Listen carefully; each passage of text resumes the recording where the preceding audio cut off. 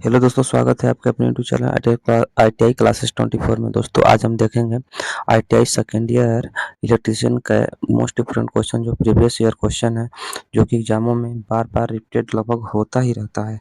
चलिए question number 1 से start करते हैं। क्वेश्चन नंबर 1 जो हमारा है, what is the name of the part mark, जो ये एक्स है, इस डीसी जनरेटर डीसी जनरेटर में एक्स के रूप में चिन्हित भाग का क्या नाम है? जो एक्स है ना, इसके चिन्हित भाग का क्या नाम है? ऑप्शन जो ए दिया है वो दिया है पोल की नोक, ठीक। ऑप्शन जो बी दिया है वो दिया है ध्रुव कुंडली। ऑप्शन जो सी दिया है पोल कोर, और ऑप्शन जो डी दिया है पोल शू।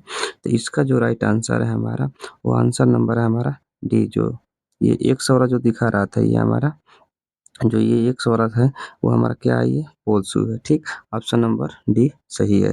चलिए नेक्स्ट क्वेश्चन की तरफ बढ़ते हैं। नेक्स्ट क्वेश्चन है कि which rule is used to find the direction of induced EMF in DC generator. यानी कि डीसी जनरेटर में प्रेरित ईएमएफ की दिशा ज्ञात करने के लिए किस नियम का उपयोग किया जाता है? तो जो ऑप्शन ए दिया है वो दिया है कॉर्क स्क्रू नियम। ऑप्शन जो बी दिया दिया है राइट हैंड पॉल्म रूल, यानी कि दाहिने हाथ की हथेली का नियम। और ऑप्शन जो सी दिया है फ्लेमिंग्स लेफ्ट हैंड रूल, यानी कि फ्लेमिंग के बाएं हाथ का नियम। ऑप्शन जो डी दिया है फ्लेमिंग्स राइट हैंड रूल, यानी कि फ्लेमिंग के दाहिने हाथ का नियम। तो इसका जो राइट आंसर है वो हमारा है ऑप्शन नंबर डी, ठीक। ऑप्शन नंबर डी क्या है? सही है, फ्लेमिंग राइट हैंड रूल। और जो ठीक, और जो फ्लेमिंग के लेफ्ट हैंड रूल है वो किसके लिए होता है? वो डीसी जनरेटर के लिए, डीसी मोटर के लिए होता है। किसके लिए होता है? डीसी मोटर के लिए होता है, ठीक। चलिए नेक्स्ट क्वेश्चन की तरफ आगे बढ़ते हैं। नेक्स्ट क्वेश्चन है हमारा कि आर्मेचर वाइंडिंग प्रतिरोध को मापने के लिए किस उपकरण का उपयोग किया जाता है? ऑप्शन जो है ए है मेगर। ऑप्शन जो बी है मल्टीमीटर। ऑप्शन जो सी है सीरीज टाइप ओम मीटर, यानी कि श्रेणी प्रकार ओम मीटर, ठीक।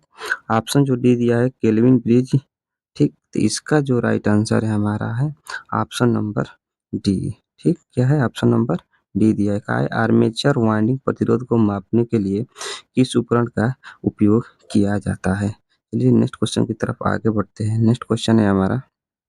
ठीक नेक्स्ट क्वेश्चन है हमारा कि यदि कॉइल पिच, ठीक, पोल पिच से कम है तो वाइंडिंग का क्या नाम है? ठीक, यदि कॉइल पिच पोल पिच से कम है तो वाइंडिंग का क्या नाम है? जो ऑप्शन ए दिया का दिया फुल पिच वाइंडिंग, यानी कि पूर्ण पिच कुंडलन। बी जो दिया है हाफ पिच वाइंडिंग, यानी कि अर्ध पिच कुंडलन। ऑप्शन जो सी दिया है लॉन्ग चॉर्डेड वाइंडिंग, लंबी कोडेड वाइंडिंग, ठीक। ऑप्शन जो डी है शॉर्ट कोडेड वाइंडिंग। इसका जो राइट आंसर है वो हमारा राइट आंसर क्या है? डी है। क्या है हमारा राइट आंसर? वो राइट आंसर हमारा क्या है? डी है। क्या है? D, short coded winding. चलिए नेक्स्ट क्वेश्चन की तरफ आगे बढ़ते हैं। नेक्स्ट क्वेश्चन है हमारा कि which rule determine the direction of current in DC motor, ठीक। डीसी मोटर में करंट की दिशा किस नियम से निर्धारित होती है? तो ऑप्शन जो ए दिया है वो दिया है राइट हैंड ग्रिप रूल, दाहिने हाथ पकड़ नियम, ठीक। ऑप्शन जो बी दिया है वो दिया है हैंड रूल, पाल्म रूल, ठीक, दाहिने हाथ की हथेली का नियम।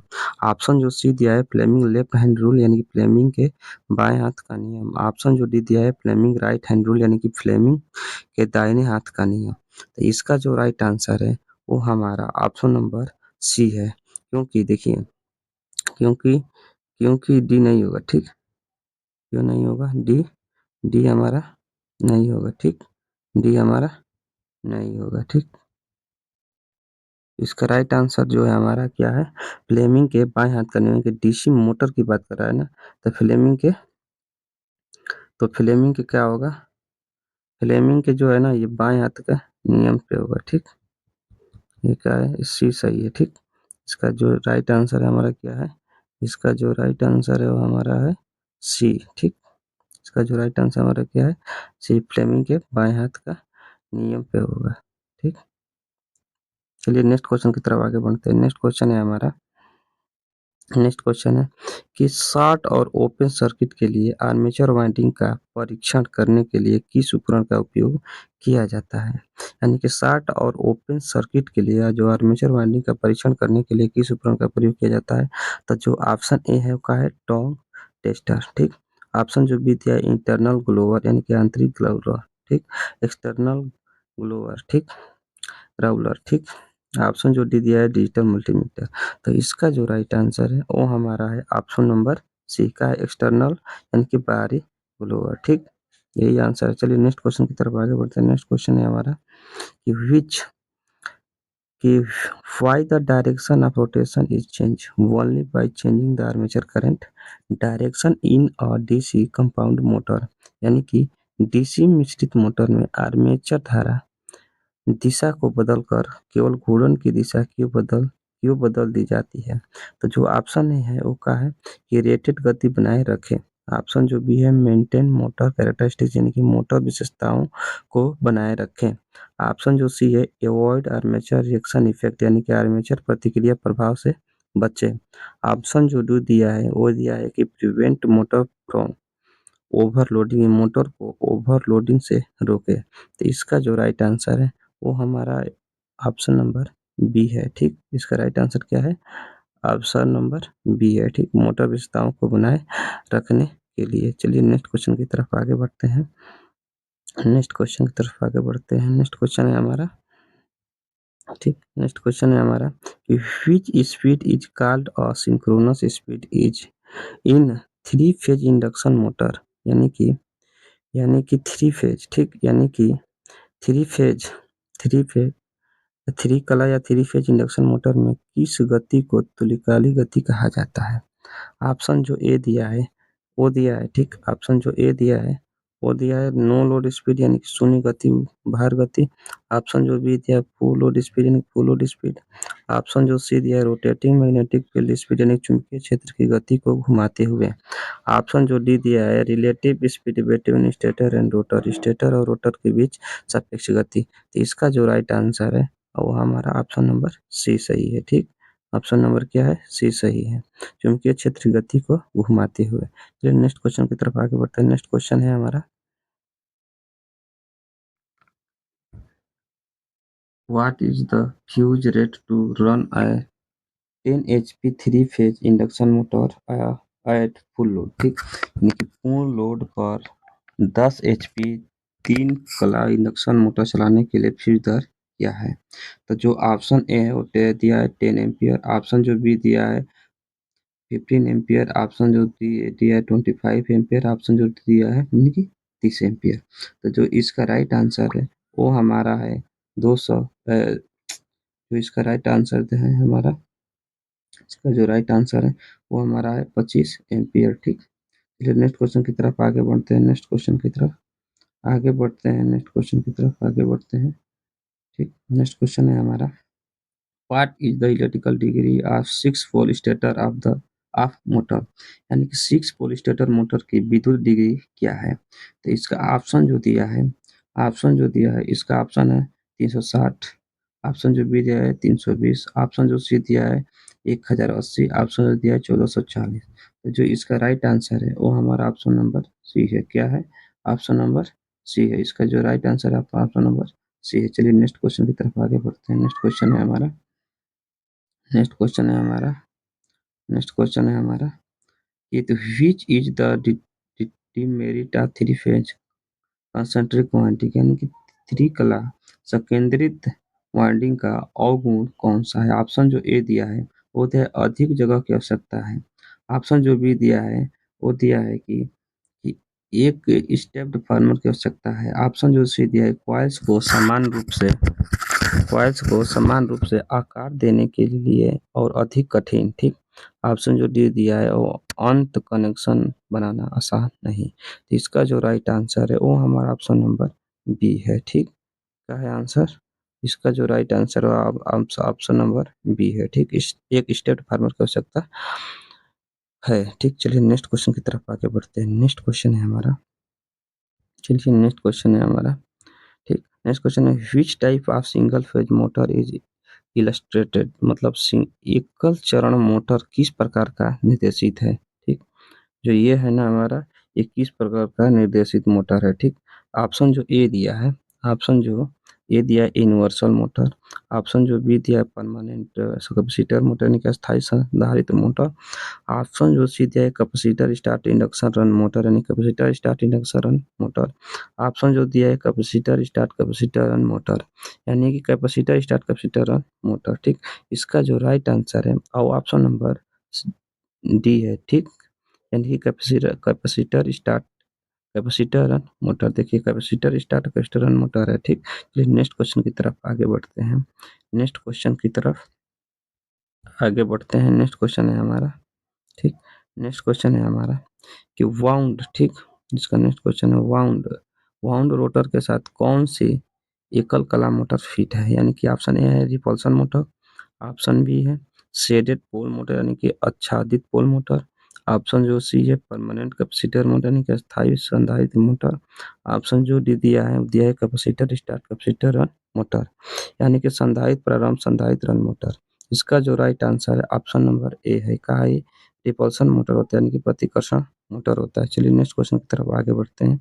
नेक्स्ट क्वेश्चन की तरफ आगे बढ़ते हैं तो नेक्स्ट क्वेश्चन है हमारा, नेक्स्ट क्वेश्चन है हमारा, नेक्स्ट क्वेश्चन है हमारा, नेक्स्ट क्वेश्चन है कि एकल चरण इंडक्शन मोटर का कार्य सिद्धांत क्या है। ठीक, जो what is the working principle of single phase induction motor. ठीक, इसका कार्य सिद्धांत क्या है। ऑप्शन जो है लेंज का नियम, ऑप्शन जो बी है जूल्स नियम, ऑप्शन जो सी है फैराडे ऑफ इलेक्ट्रोलिसिस फैराडे के विरुद्ध अपघटन के नियम, ऑप्शन जो डी है Faraday law of electromagnetic induction यानी कि फैराडे के विरुद्ध चुंबकीय नियम। तो इसका जो राइट आंसर है ऑप्शन नंबर हमारा ए है। ठीक, क्या है लेंज का नियम, सिंगल फेज इंडक्शन मोटर का सिद्धांत है लेंज का नियम। आप और सॉरी चलिए नेक्स्ट क्वेश्चन देखते हैं। नेक्स्ट क्वेश्चन है हमारा, नेक्स्ट क्वेश्चन है हमारा, ठीक, कि which is the application of universal motor यानी कि सार्वभौमिक मोटर का अनुप्रयोग कौन सा है। ऑप्शन जो ए दिया है जेट पंप, ऑप्शन जो बी दिया है फुल मिक्सर, ऑप्शन जो सी दिया है टेलीपेंटर, ऑप्शन जो डी दिया है कंप्रेसर। ठीक, इसका जो राइट आंसर है वो हमारा बी है यानी कि फूड फूड मिक्सचर यानी कि भोजन मिक्सचर है। चलिए नेक्स्ट क्वेश्चन की तरफ आगे बढ़ते हैं। नेक्स्ट क्वेश्चन की तरफ आगे बढ़ते हैं। नेक्स्ट क्वेश्चन है हमारा कि what is the name of part of alternator. ठीक, अल्टरनेटर के भाग का क्या नाम है। ये जो अल्टरनेटर है इसका भाग का क्या नाम है। ठीक, तो जो ऑप्शन ए दिया है क्या दिया स्टेटर, ऑप्शन क्या दिया है स्टेटर, ऑप्शन जो बी दिया है एक्साइटर यानी कि उत्तेजक, ऑप्शन जो सी दिया सैलिएंट पोल यानी कि मुख्य ध्रुव रोटर। ठीक, ऑप्शन जो दिया स्मिथ श्रेणिका रोटर। इसका जो राइट आंसर है वो हमारा है ऑप्शन नंबर सी का दिया है सैलिएंट पोल। ठीक, इसका जो राइट आंसर है वो दिया है सैलिएंट पोल ध्रुव ध्रुव का दिया है। इसका जो राइट आंसर है वो हमारा दिया है सैलिएंट। ठीक, सैलिएंट पोल रोटर यानी कि मुख्य ध्रुव रोटर। चलिए नेक्स्ट क्वेश्चन की तरफ आगे बढ़ते हैं। नेक्स्ट क्वेश्चन है हमारा, नेक्स्ट क्वेश्चन है हमारा कि what what is the advantage of using, ठीक, रोटेटिंग फील्ड टाइप अल्टरनेटर यानी घूर्णन क्षेत्र प्रकार अल्टरनेटर का उपयोग करने का क्या फायदा है। ऑप्शन जो ए दिया है easy to locate the fault in the field यानी कि क्षेत्र में दोष का पता लगाना आसान है, B easy to connect the load with alternator यानी कि अल्टरनेटर के साथ लोड को कनेक्ट करना आसान है, ऑप्शन जो सी दिया है easy to dissipate the heat during running दौड़ने के दौरान गर्मी को फैलाना आसान, ऑप्शन जो डी है वो two slip ring only required irrespective of number of phases यानी कि दो स्लिप रिंगों की आवश्यकता होती है चाहे फेजों की आवश्यकता कितनी भी हो। तो इसका जो राइट आंसर है वो हमारा ऑप्शन नंबर डी सही है। ठीक, इसका जो right answer option number D सही है यानी कि कह रहा है कि घूर्णन क्षेत्र प्रकार अल्टरनेटर का उपयोग करने का क्या फायदा है। तो इसका यही फायदा होता है कि दो स्लिप रिंगों की आवश्यकता होती है चाहे पेजों की संख्या कितनी भी हो। ठीक, चलिए नेक्स्ट क्वेश्चन की तरफ आगे बढ़ते हैं। नेक्स्ट क्वेश्चन है हमारा, ठीक, नेक्स्ट क्वेश्चन है हमारा कि what is the function of part of mark x of the rotary converter. ठीक, जो ये पार्ट ऑफ एक्स है, ये क्या है हमारा, पार्ट ऑफ एक्स दिखा रहा है, ये क्या है। ठीक, ये क्या है, तो ऑप्शन जो नंबर एक दिया है हमारा, ए दिया है कन्वर्ट एसी टू डीसी। ठीक, ऑप्शन जो सी दिया है रिड्यूस वोल्टेज ड्रॉप, यानी कि रिड्यूस वोल्टेज ड्रॉप। ऑप्शन जो सी दिया है help to deliver without noise. ठीक, ऑप्शन जो सी दिया है उसका दिया है collect the deliver direct current. ठीक, इसका जो राइट आंसर है वो हमारा ऑप्शन नंबर डी है। ठीक, ये क्या करता है, ये करंट को कोलेक्ट करके बाहरी परिपथ को देता है। ठीक, यही हम ये जो है रोटरी कन्वर्टर का काम होता है। चलिए नेक्स्ट क्वेश्चन देखते हैं। नेक्स्ट क्वेश्चन है हमारा कि